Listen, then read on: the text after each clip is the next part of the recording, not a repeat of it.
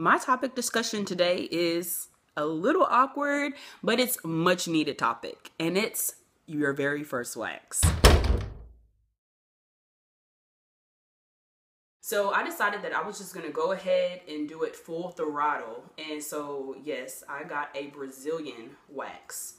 And how I found the place that I decided that I wanted to use was a friend referred me to the place, and then I also am always on Yelp, and I read some reviews on Yelp, and I liked a lot of the reviews, and I stopped by before I made my appointment to go check the place out. And I liked how everything looked. It smelled very clean inside.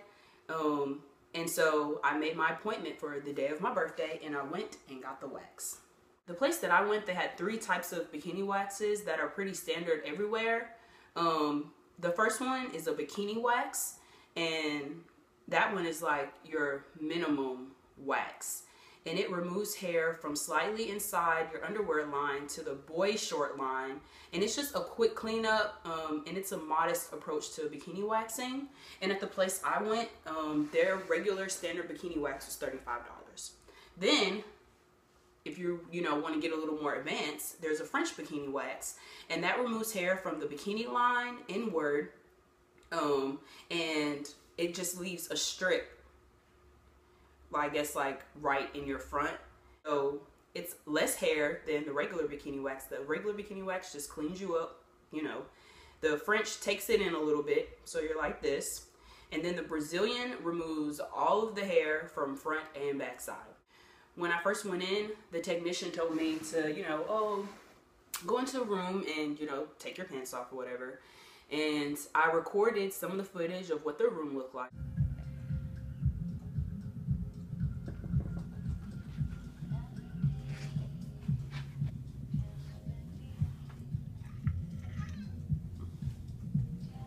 There's mirrors everywhere. And then from there, she came back in the room and we were talking, and she shared with me how she got into her profession. And, I felt very relaxed, and the wax was pretty warm.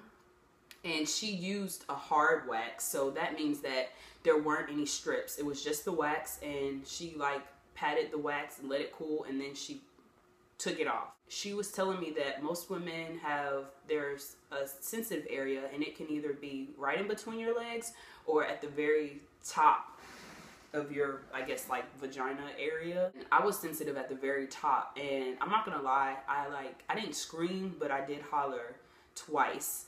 And she told me that because I'm sensitive on the very front area, that means in between my legs, I wouldn't be as sensitive.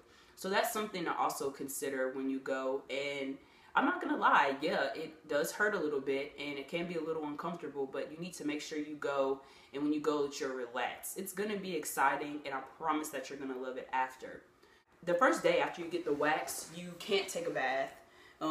Showers are fine. She described it as, no sitting in standing water, so avoid pools or taking a bath for the first 24 hours, but showers are fine. Avoid lotions and oils, and no exfoliating for the first 24 hours. After the first 24 hours, you want to exfoliate. And by exfoliating, I mean getting some type of shower scrub that has maybe little beads in it, and just clean the area. And by doing this, it helps to prevent ingrown hairs, and it helps your hair to grow back smoothly. And she told me that it's good to exfoliate after the wax, because the wax should last a whole month.